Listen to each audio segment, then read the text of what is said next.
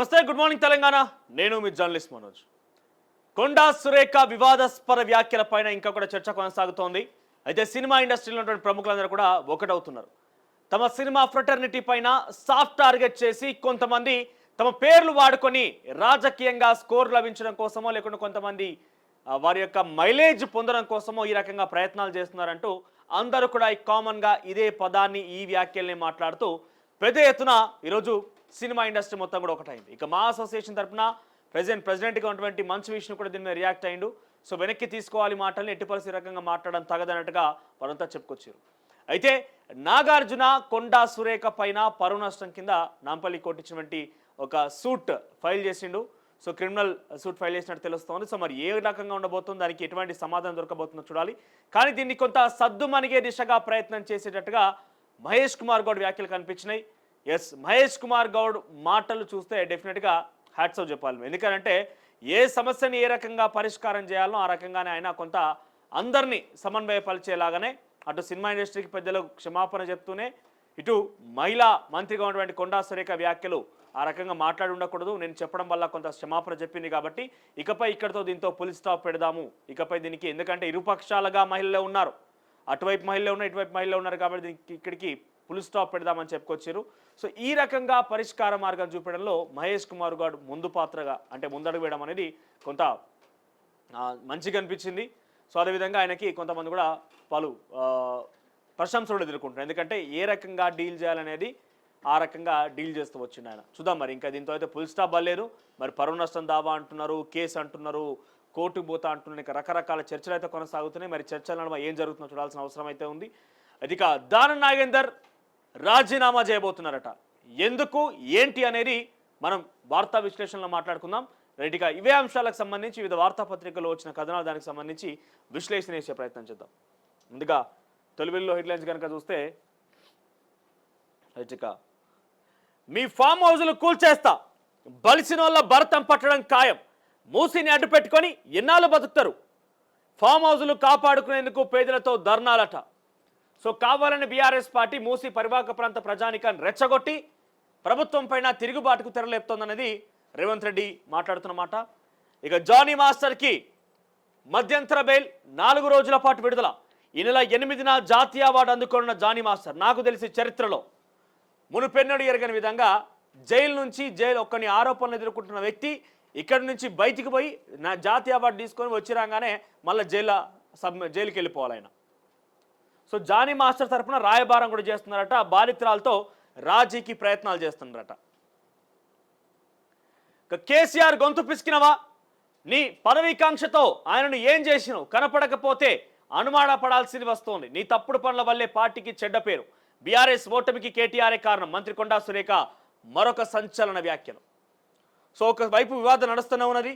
ఈ వివాదం ఎటువైపుగా పోతుందో అర్థం కాని పరిస్థితుల్లో పెద్ద ఎత్తున ఆందోళన కలిగిస్తున్నది. అది ఆ రకంగా కొనసాగుతూ ఉండగానే మరొక వివాదాస్పద వ్యాఖ్య చేసింది కొండా సురేఖ. అదేంటంటే, కేసీఆర్ని ఏమన్నా చేసినవా, పాపం పెద్ద మనిషిని ఏమన్నా ఇబ్బంది పెట్టినవా, కేసీఆర్ గొంతు విసికినవా అన్నట్టుగా మాట్లాడుతోంది కొండా సురేఖ. అమ్మాయి ఒకసారి అమ్మాయి బిలు ఈ వీడియో నీకు లింక్ వేసిన, వీడియో పంపించు, ఓకేనా? సో కొండాపై అటాక్, మంత్రి వ్యాఖ్యలపైన టాలీవుడ్ ఆగ్రహం. ఇక మరోవైపు పొంగులేటి బడాచోర్ కేఏ పాల్ సంచలన వ్యాఖ్యలు. ఇక దానం రాజీనామా, సంచలన నిర్ణయం తీసుకున్న కాంగ్రెస్, పార్టీ మారిన ఎమ్మెల్యేలకు హైకోర్టు జలక్, సింగిల్ బెంచ్ తీర్పుపై స్టే ఇచ్చేందుకు డివిజన్ బెంచ్ నిరాకరణ, ఈ నెల 24కు విచారణ వాయిదా. సో అందరికంటే ముందుగా మనమే చెప్పినాం తొలివెలిలో, ఇక్కడ ఏం కాదు ఏం బోధు మళ్ళీ అంతా కూడా కలిసి సింగిల్ జడ్జి ఇచ్చినటువంటి తీర్పును కాస్త డివిజన్ బెంచ్ కోరుతారనేది, స్టే ఇవ్వమని కోరుతారనేది చూసినాం. కానీ స్టే ఇవ్వడానికి డివిజన్ బెంచ్ నిరాకరించినా కూడా కొంత ఉపశమనం ఏంటంటే కంటెంప్ట్ ఆఫ్ కోర్టు కింద రాకుండా చూసే ప్రయత్నం అట. ఇక ఈనాడు విషయానికి వస్తే, ముసుగు రాజకీయాలొద్దు, కేటీఆర్ హరీష్ మూసీని అడ్డు పెట్టుకొని ఎన్నాళ్ళు గడుపుతారంటూ సేమ్ రేవంత్ రెడ్డి నిన్న డిజిటల్ హెల్త్ కార్డుకి సంబంధించి ఆ పైలట్ ప్రాజెక్ట్ ప్రారంభోత్సవ సభలో ఆయన మాట్లాడిన మాటలు కూడా మరోసారి హైలైట్గా ఉన్నాయి. ఇక ఇసుక అక్రమ రవాణా కట్టడిలో వైఫల్యం, 3 సిఐలు 13 మంది ఎస్ఐలపై వేటు.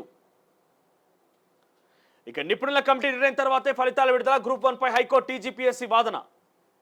ఇక నేటి నుంచి కన్నెరకోట వైద్య సీట్లకు వెబ్ ఆప్షన్లు. ఇక మేడిగడ్డపై వేగం పెంచిన విజిలెన్స్. 5 నుంచి 11 వరకు 9 మంది ఇంజనీర్ల విచారణ. సో మేడిగడ్డపై విచారణ వేగవంతమైన దానికి సంబంధించి ఒక వార్త హైలైట్గా ఉంది ఈనాడులో. ఇక పేదల ఇల్లు కూలిస్తే ప్రభుత్వము కూలుతుంది. డ్రైనేజీ సమస్య పరిష్కరించకుండా మూసి సుందరీకరణ అనాలోచితం. కేంద్ర మంత్రి G Kishan Reddy. So drainage సమస్య గతంలో మనం మాట్లాడుకున్నాం. 150 కోట్లు ఏదో పెడుతున్నారు కదా, అన్ని కోట్లు పెట్టేదానికంటే రిటైనింగ్ వాల్ కట్టుకొని ఆ చుట్టుపక్కల పరిసర ప్రాంతాల ప్రజల్ని ఇబ్బంది పెట్టకుండా ఆ డ్రైనేజీ వ్యవస్థను అందులో కలవకుండా సరిపోతుంది. దానికి ఏదైనా ఆల్టర్నేట్ ఆలోచన చేయండి అన్నట్టుగా మనం ఏదైతే సూచన చేసినామో బీజేపీ కూడా ఇప్పుడు అదే చెప్తోంది. ఇటు ఆంధ్రజ్యోతి విషయానికి వస్తే, వైవాహిక అత్యాచారం నేరం కాదు, భార్య అనుమతి లేకుండా జరిపే శృంగారాన్ని క్రిమినల్ చర్యగా పరిగణించలేం. నేరంగా గుర్తిస్తే వివాహ వ్యవస్థపై తీవ్ర ప్రభావం. వైవాహిక అత్యాచారంపై ఇతర చట్టాల ప్రకారం కేసులు పెట్టొచ్చు. సుప్రీంకోర్టులో కేంద్రం. ఇక 1,00,000 కోట్ల వ్యవసాయం, 2 సాగు పథకాలకు కేంద్రం ఆమోదం. పీఎం రాష్ట్రీయ కృషి వికాస్, కృపోన్నతి అన్ని వ్యవసాయ స్కీములు వీటికి కిందికే. ఇక పేదలను కవచంగా వాడుకుంటున్నారు. ఫామ్ హౌజులు కూల్తాయన్న భయంతోనే వెనకడుగు వేసేది లేదు. కేటీఆర్, హరీష్, సబితా కుమార్ల ఫామ్ హౌజులు కూల్చొద్దా? హైడ్రాపై అసెంబ్లీలో చర్చ పెడితే బీఆర్ఎస్ నోరు మెదపలేదేం? ఇప్పుడు మొసలి కన్నీరా ప్రజలంతా గమనిస్తున్నారంటూ నిన్న డిజిటల్ హెల్త్ కార్డుల ప్రారంభోత్సవం దానికి సంబంధించి పైలట్ ప్రాజెక్ట్ ప్రారంభోత్సవంలో రేవంత్ రెడ్డి వ్యాఖ్యలు. ఇక వీఆర్కు 3 సిఐలు, 13 మంది ఎస్ఐలు. ఇసుక రవాణా కట్టడిలో అలసత్వం. మల్టీజోన్ 2 పరిధిలోని 9 జిల్లాల అధికారులపైన ఐజీ చర్యలు. నిఘా విభాగం నివేదిక ప్రకారంగా. ఇక పేదల ఇళ్ల జోలికొస్తే సర్కార్ కూలుతుందంటూ బీజేపీ కిషన్ రెడ్డి. ఇక రాష్ట్రంలో డీజేల మోత బంద్. వేడుకలు, ర్యాలీలో డీజే వాడకం పైన నిషేధం. ప్రభుత్వానికి పోలీస్ శాఖ ప్రతిపాదన. ప్రభుత్వ స్కూల్ విద్యార్థులు రాగి జాగవా? గతంలో కేసీఆర్ ఏం చేసిండు, వాటిని టిఫిన్ బ్రేక్ఫాస్ట్ అని పెట్టిండి. కేసీఆర్ బ్రేక్ఫాస్ట్ అని పెట్టిండి. ఇప్పుడు కేసీఆర్ బ్రేక్ఫాస్ట్ లేదు, దాంట్లో మళ్ళా రాగి జావనట. ఇప్పటికున్న సాంబార్లో ఎన్నో పురుగులు, బొద్దింకలు, నానా చెత్త మొత్తం అందులోనే ఉంటుంది. ఇప్పుడు మరి రాగి జావన కరెక్ట్గా చేస్తారా విద్యార్థులకు, లేకపోతే మొత్తం కూడా పొల్యూట్ అయినటువంటి ఆ ఆహారాన్ని అందిస్తారా చూడాలి. అసెంబ్లీ కార్యదర్శికి హైకోర్టులో స్వల్ప ఊరట. డివిజన్ బెంచ్ నిర్ణయం తీసుకునే వరకు కోర్టు ధిక్కరణ చర్యల నుంచి రక్షణ. సింగిల్ జడ్జ్ ఆదేశాలపై స్టే ఇవ్వాలని కోరుతూ కార్యదర్శి అప్పీల్. ఇక సురేఖపై నాగార్జున పరువు నష్టం, క్రిమినల్ చర్య తీసుకోవాలని కోర్టులో దావా. సురేఖ వ్యాఖ్యలపై పలువురు సినీ ప్రముఖుల ఆగ్రహం. ఇక్కడితో ముగింపు పలకండి. టీపీసీసీ చీఫ్ మహేష్ కుమార్ గౌడ్ విజ్ఞప్తి. మహేష్ కుమార్ గౌడ్ బయట ఉంది, అదేనా? మహేష్ కుమార్ గౌడ్ మాట్లాడింది నిన్న, ఉందా? ఒకసారి చూడండి.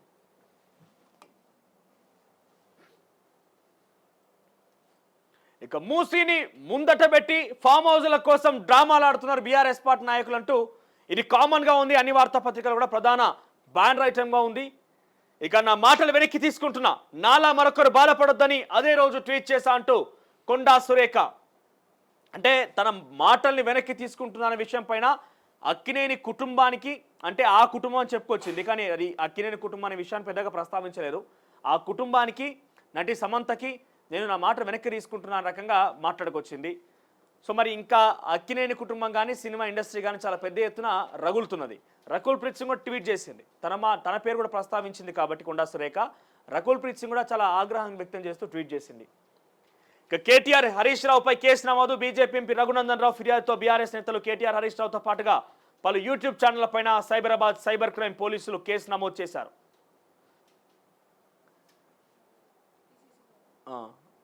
అదొకటి. At the same time Yashoda hospital ఇందాక నేను లింక్ చేసేది. ఇక పైలట్ లేకుండానే విమానం ప్రయాణం. డ్రైవర్ లెస్ కార్లలాగానే పైలట్ రహిత విమానాన్ని ఆర్టిఫిషియల్ ఇంటెలిజెన్స్ టెక్నాలజీ సాయంతో ప్లేన్ను తయారు చేసేందుకు బ్రెజిల్కు చెందిన 2 కంపెనీలు కృషి చేస్తున్నాయి.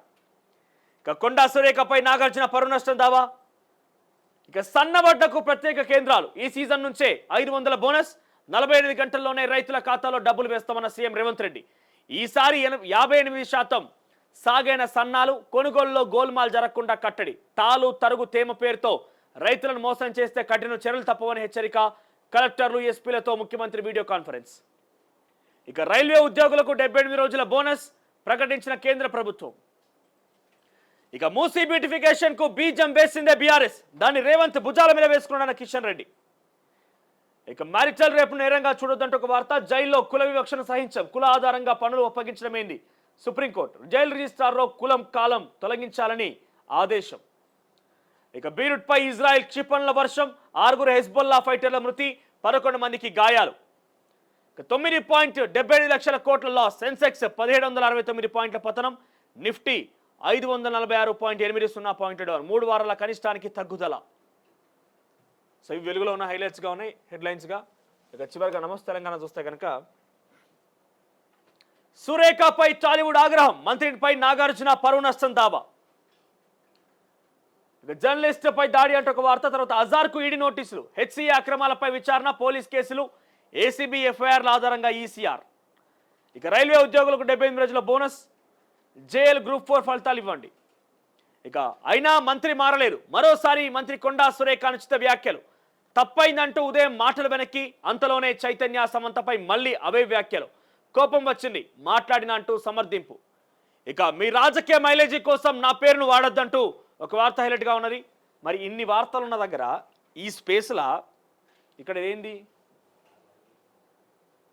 కేటీఆర్ హరీష్ రావు పైన కేసు నమోదు, బీజేపీ ఎంపీ రఘునందన్ రావు అంటూ ఒక వ్యాఖ్య ఉన్నది కదా, ఎంపీ పెట్టింది కదా కేసు. దానికి కొంచెమని ఇక్కడ స్పేస్ ఇచ్చిరా? ఎక్కడ ఉన్నది ఆ వార్త? మరి మీరు చేసిన తప్పును పోనీ ఇక్కడైనా లేదు.